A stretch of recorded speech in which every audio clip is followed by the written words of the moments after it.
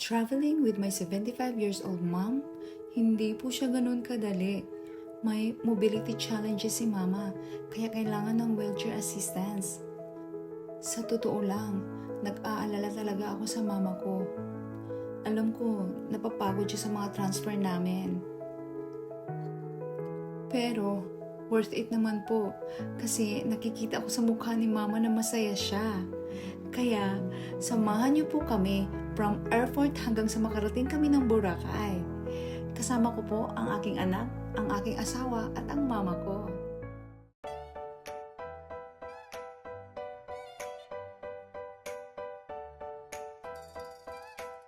Gusto ko lang i-share sa inyo ang naging travel journey namin kasama ang mama ko na 75 years old na po.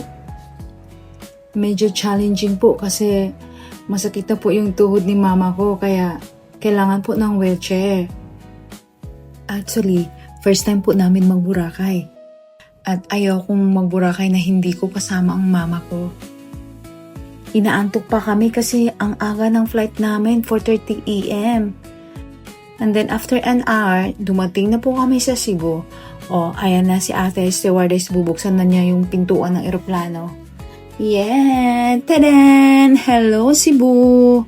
Alam nyo guys, first time kong makakita ng yung pagbukas ng airplane. Kasi yung mga before, yung sinasakyan namin na airplane, usually nasa gitna or bandang likod. Ngayon, nasa front side talaga kami, kaya kitang-kita namin yung pagbukas ng pinto. Nakakatuwa din pala yung experience na ganun. Ayan na po si mama. Sinundo na po ng wheelchair. Thank you talaga sa staff ng airlines kasi hindi niya talaga kami pinabayaan. Tip po, kung mag-travel po kayo tapos may kasama kayong kailangan ng wheelchair, sa pag-purchase nyo pa lang po ng plane ticket, i-declare nyo na po doon sa ticket na kailangan nyo ng wheelchair para pagdating nyo po sa airport, may staff na po na mag-aasikaso sa inyo kaagad hanggang sa makasakay kayo sa airplane at saka pagbaba nyo ng airplane, pagbukas pa lang ng pintuan ng airplane, nandun na yung wheelchair naghihintay at saka yung staff. Para less hassle po, less burden kasi kawawa naman po kasi alam naman natin sa airport ang haba-haba ng lalakarin. So, from here sa Cebu, mag-transfer po kami going to Boracay. So, sasakay po kami ng bus. Ang bait ni kuya, hinatid niya talaga kami hanggang doon sa kabilang terminal. Sumakay kami nitong airport bus, nasa mga 5 minutes lang ang biyahe papunta doon sa kabilang terminal. Nandun po kasi yung terminal ng Cebu to Boracay na sasakyan namin na Cebu Pacific. So, yan si kuya, sobrang bait talaga niya. Umuulan dito sa Cebu. Pero buti na lang, nung bumaba na kami sa bus, tumila na yung ulan. So, ayan na po, yung airplane na sasakyan namin. Ito din yung bus. Ito yung bus na sinakyan namin. So, si mama, inassist nung ni kuya na hindi talaga kami pinabayaan hanggang sa makasakay kami uli ng airplane. So, dito, hindi na nag-wheelchair si mama kasi malapit lang naman, nandyan na yung hagdanan sa eroplano. So, ito na. Nasa loob na kami ng airplane. Then, after mga less than an hour lang, dumating na kami sa Boracay. So, ito na. Welcome to Boracay. Same pa rin po, may wheelchair na nakaabang. Nagpapasalamat talaga ako sa wheelchair assistance kasi si mama, limited na yung mobility dahil masakit na po yung tuhod. Pero other that, wala naman yung talagang si mama. Okay lang naman sa kanya yung magbiyahe. Yung tuhod lang talaga yung hindi pwede sa mahaba na lakaran. Tsaka natuwa ako dito kasi tingnan mo, tingnan nyo po yung nila, yung hagdanan nila pababa. Hindi siya yung typical na hagdanan na step by step. So ito, nakadesign talaga na pwede sa hindi naka-wheelchair, pwede din sa naka-wheelchair. So natuwa ako dito na side. From here sa Boracay Airport, sasakay pa po ng van papunta doon sa GT Port. Sa GT Port, doon po tatawid, doon po sasakay ng bangka papunta mismo sa island ng Boracay.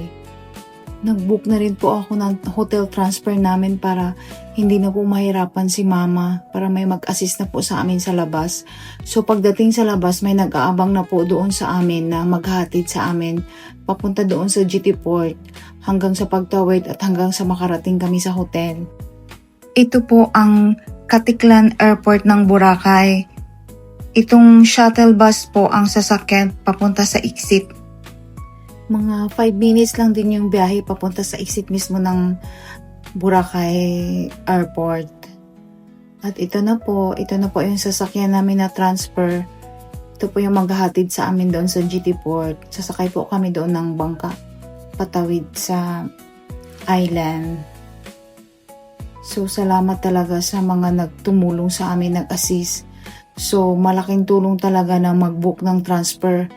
Nandito po kami sa Katiklan Airport ng Boracay. Ang advantage po sa pag-book ng transfer, hindi na po kami pumila sa pagbayad ng environmental fee, terminal fee, boat fare, at sa pag-register sa iPass, sila na po ang nag-register sa amin. Kasi dito po sa Boracay, lahat po ng turista na pupunta dito, kailangan po mag-register sa iPass. So yung pinagbukan po namin ng transfer, sila na po ang nag-asikaso lahat. So pagdating namin doon, hindi na po kami pumila. Binigay na po nila sa amin yung mga kailangan namin. Hinintay lang namin saglit yung wheelchair kasi kinukuha pa po sa loob. Mahaba pa kasi yung lalakarin papunta mismo doon sa sa pier. Papasok na po kami sa GT Port. Dito po kami sasakay patawid sa Cagban Port ng Boracay. March 9 ng umaga kami dumating at ang lakas ng alon. Based on our experience, mag-iingat po kayo sa pag-step sa pagsakay sa lansa kasi pwede po kayo ma-outbalance dahil ang likot ng dagat. So, paalala po, be mindful sa pag-step papasok sa lansa o bangka dahil pwede po kayo ma-outbalance. So, be careful. Pwede naman po i-DIY ang transfer dito sa Boracay. Pero sa amin kasi, kasama namin si mama kaya mas prepared ko na mag-book ng transfer para hindi na po mahirapan si mama. Mas convenient, mas madali. Nakasakay na kami ng lancha. Dito na po kami sa loob. Ang biyahe namin patawid doon sa kabilang port, nasa mga 10 to 12 minutes lang nakarating na kami sa Cagban Port. Pagdating namin doon, sinalubong na naman kami ng mga staff ng transfer na pinabook ko. Marami po sila at tinulungan nila kaming magbitbit sa mga gamit namin, sa mga maleta namin, kaya worth it po talaga. Dito sa Boracay, walang taxi. Ang transportation nila dito ay e-trike. Parang tricycle na mas medyo malaki pa sa tricycle.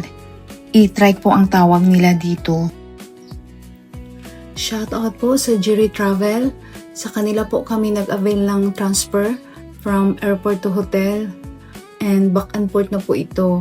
5 days po kami dito sa Boracay. So after 5 days, susunduin po nila kami sa hotel. Then sila na rin ang maghahatid sa amin sa airport pa uwi.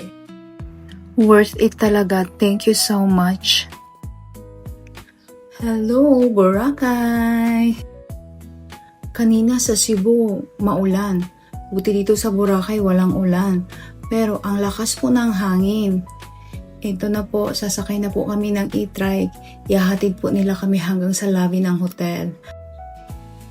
First time po namin dito sa Boracay. Let's see what this paradise has in store for us for the next 5 days. So after 20 minutes, nasa north side na po kami ng Boracay. Ito po ang New Coast. Alam nyo guys, habang nagbabiyahe kami, naaliw talaga kami kay Kuya Driver kasi simula nang lumabas kami doon sa Cagban Port, lahat ng lugar na madaanan namin, kinukwento niya kung ano yung mga pangalan ng lugar na nadadaanan namin. At saka kwento niya, ang Boracay daw ay may 3 barangay.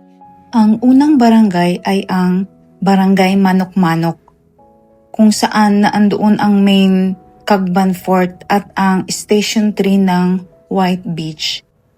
At ang pangalawang barangay ay Barangay Balabag, kung saan nandoon ang Station 1 and Station 2 ng White Beach at doon ang pinaka-busy at commercial area.